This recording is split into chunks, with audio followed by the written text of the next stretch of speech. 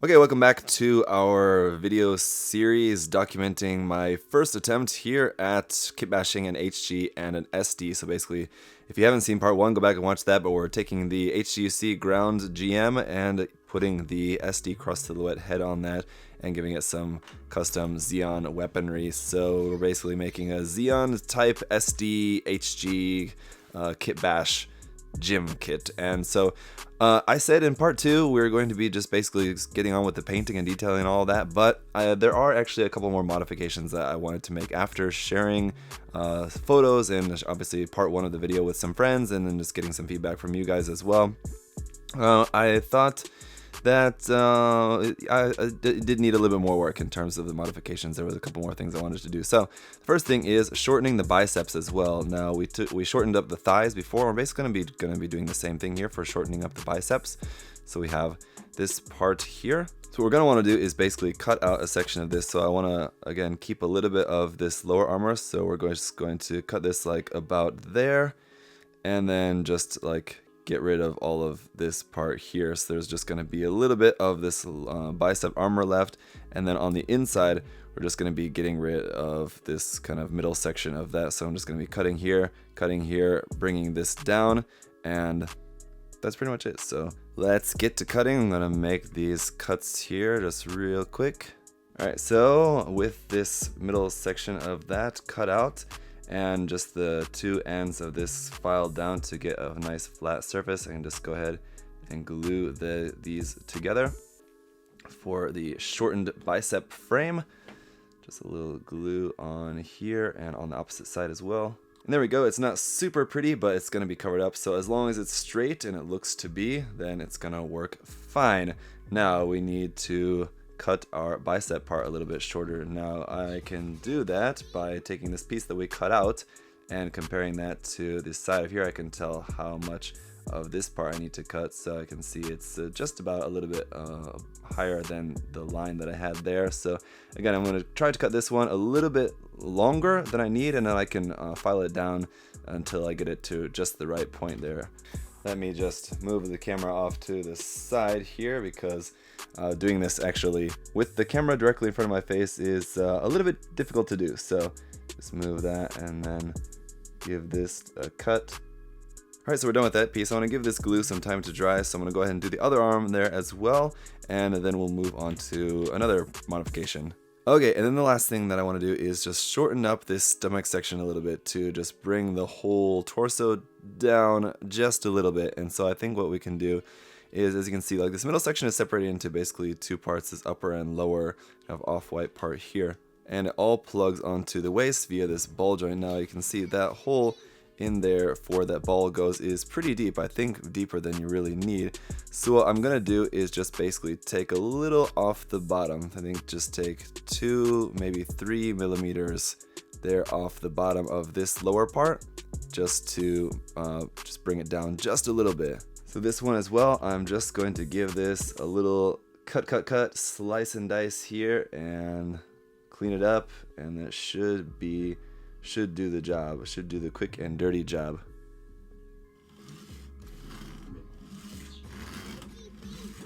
Okay, that is sawed off, and so as you can see, basically just cut off a little slice of that off the bottom. Now, just to try, I think this should still fit onto the ball joint there. It does, that's not a problem, but I think we can also bring this down a little bit by just taking a little bit off the top of this ball joint as well. So just taking like a millimeter off the top of this, just give it a little slice. There we are, just so that is lowered down a little bit, and then this is going to be able to get down on there. This one goes onto here, this one goes onto there.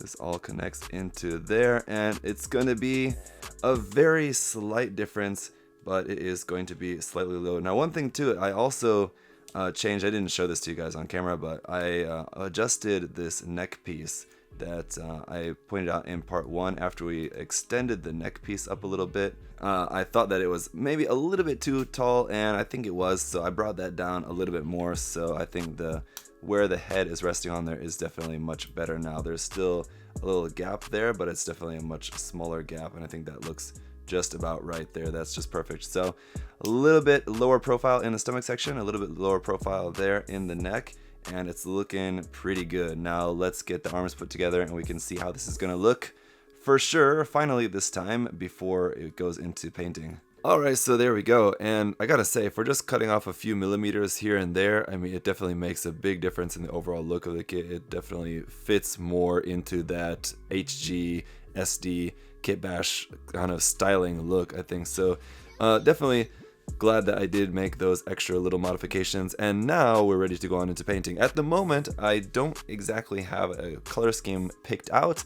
I'm gonna think about that while I'm going through the kit. I just have to disassemble the kit and sand everything down and just get it all prepped for painting. A little bit of seam line removal on there as well, but I'll be working on that and thinking about the color scheme. What I'm thinking about the color scheme for it at the moment is MSV style, like MSV Zaku style color scheme for it. Since it's now gonna be a Zeon type gym, I think something MSV Zaku would fit for that. So I'm gonna think about that. Let's get to sanding and then we'll come back and we'll start with the painting.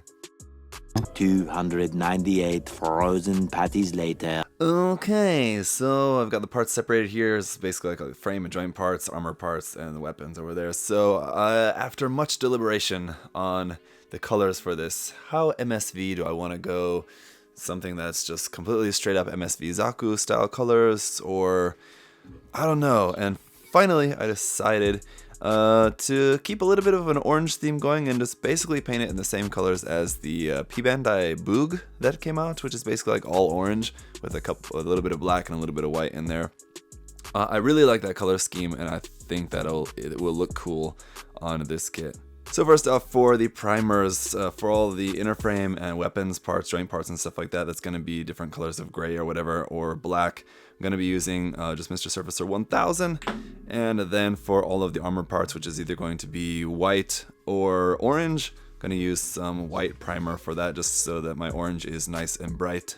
Then I decided to just go ahead and use these colors that were sent to me from AK, because they actually fit pretty well with this color scheme. Actually, I had pulled out just Gaia colors for this, and I was just taking a look at my AK interactive colors here, and I realized, well, I actually have pretty much everything that I need already right here. So for the orange, I've just got orange, which is just pretty self-explanatory there, orange.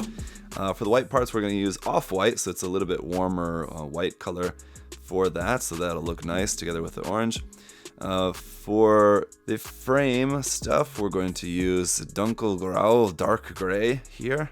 And then for the black parts, we'll use NATO black, which is not like super black, but just like a really dark gray. So simple enough, let's go get to priming.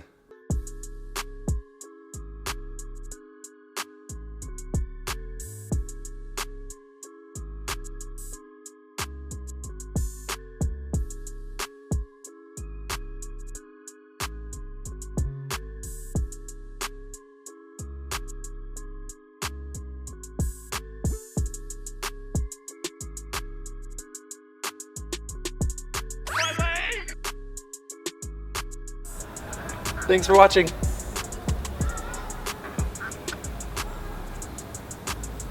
See you next time.